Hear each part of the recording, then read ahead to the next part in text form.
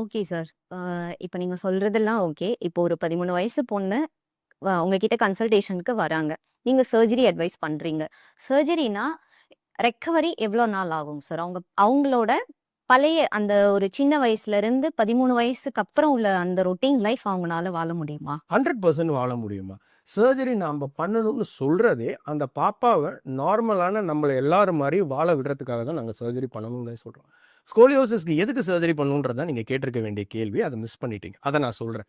Scoliosis அழகுக்காக பண்ணக்கூடிய surgery கிடையாது. இப்ப முதுகெலும்பு வளைஞ்சிருக்கு. அப்படின்னும் பட்சத்தில் ஒரு பக்கம் நுரையீரல அத அமுக்கலாம். அடுத்தது வளைஞ்சிருக்கிற தென்னை மரம், வளைஞ்சிருக்க பனை மரம்லாம் அவ்வளோ சீக்கிரம் டேமேஜ் ஆயிடும்.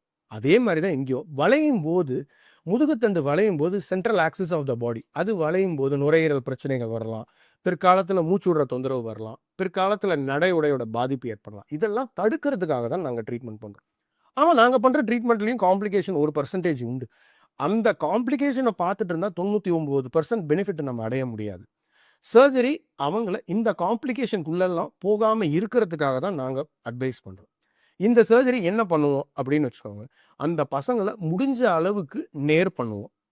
அடுத்தது முடிஞ்ச அளவுக்கு நேர் பண்ண முடியல. ரொம்ப மோசமா வளைஞ்சிருக்குன்னு வச்சுக்கோயேன். இத விட மோசமா வளையாம இருக்கிறதுக்காக தான் சர்ஜரி பண்ணுவோம். இது 2 தான் எங்களோட மேஜர் காரணங்கள்.